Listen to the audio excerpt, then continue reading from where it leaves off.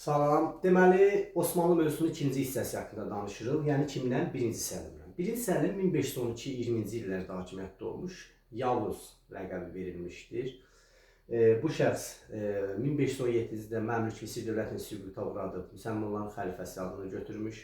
Misirdən Məhəmməd Peyğəmbərin dövründən qalan əmanətləri İstanbula gətirmişdir. Səfəvilər dövlətinə müharibəsi olmuşdur. Təbii ki, Səfəvi müharibəsinin Azərbaycan tarixində geniş variantını inşallah keçəcəyik. Sonra gəlir 1520-66-cı illərdə olur Şah Sultan Süleyman.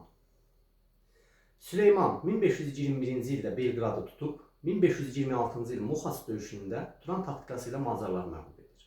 1529-cu ildə Viyananı mühasirəyə alsa da hava şəraitinə əlaqədar işğalı edə bilmir daha doğrusu.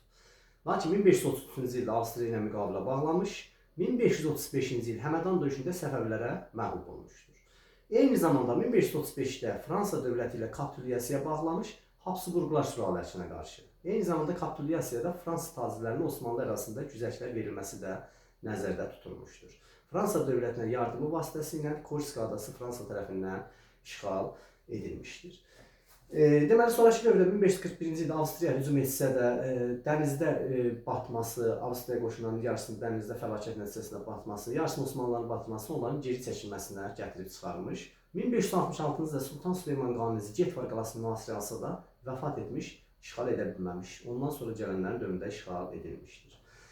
1566-74-cü illərdə Osmanlı Sultanı olur 2-ci Səlim. 2-ci Səlim Portuqaliyalılardan İndonezya müsəlmanlarını qoruya bilmiş və Kipr adasını işğal etmişdir. Biz indi isə danışırıq Osmanlı dövlətinin idarəçiliyi. Dövləti idarə edən birinci şəxs sultan olmuş. İkinci şəxs baş vəzir maliyyə işlərinə nəzarət etmiş, dəftərdar isə vergi yığılmasına baxmışdır. Divan isə ali məsləhət rolunu oynamışdır. Qoşunda Akıncı Yeniçəri qoşun növləri olmuşdur. Akıncılar atlı qoşun, Yeniçərilər isə piyada qoşunu idi. Torpaq, xırda məmurlara məxsus şərti torpaq timar, iri məmurlara məxsus torpaq isə ziyamət torpaqları olmuşdur. Əhali iki hissəyə bölünmüş. İdarə edənlər və idarə olunanlar. Osmanlı mövzusunun ikinci hissəsi bundan ibarət idi. Sağ olun.